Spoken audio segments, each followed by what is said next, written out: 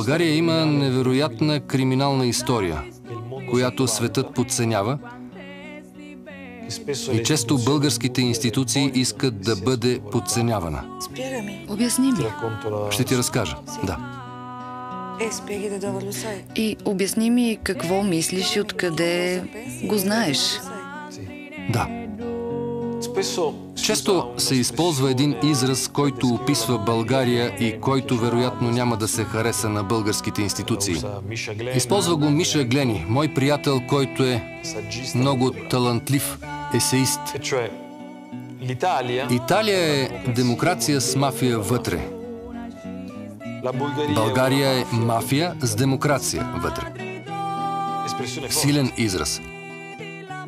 Но възможностите на българската мафия ми станаха ясни в един конкретен момент. С операцията Мания Карта. Великата харта, предприета от италианската служба за борба с мафията.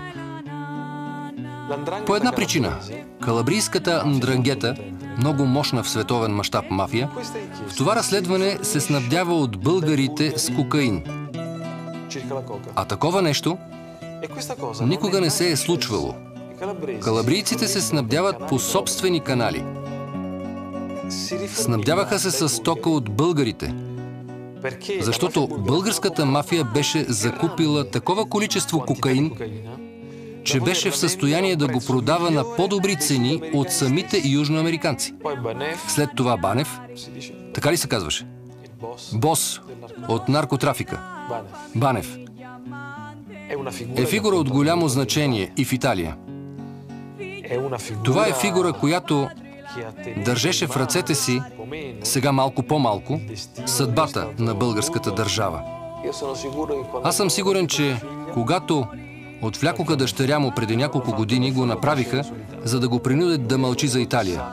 Той е единствен, който знае как се осъществява трафикът на българската мафия в Италия. България има дълга традиция в криминалните взаимоотношения с Италия. Първите такива се раждат още във времето на комунистическа България, когато комунистическа България продава хероин като стратегия за отравяне на Запада. И вече започват да се изграждат първите криминални взаимоотношения между България и Италия. Така че аз мисля, че всичко това в Италия, в Европа е много подценявано по отношение на България. И след това една безкрайна корупция, която пречи на страната да се развива наистина, която пречи на България да бъде в състояние да привлича големи и известни чужди инвеститори. И много ме впечатли разследването срещу Станимир Флоров. Флоров? Така ли беше? Флоров.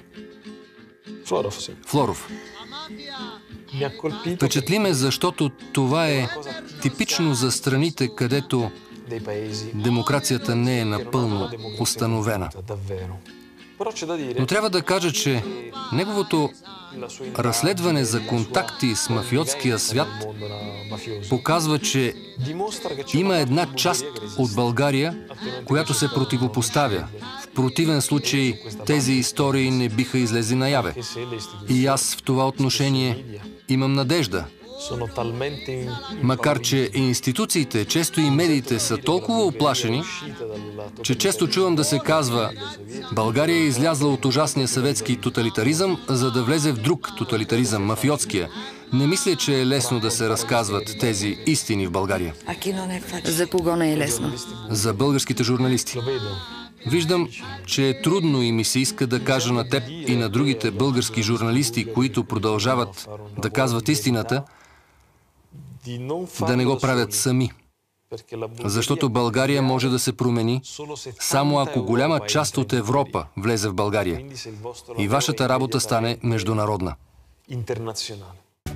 Осъденият на смърт от мафията Роберто Савиано ексклузивно за Нова. Ничия земя. Събота, 18.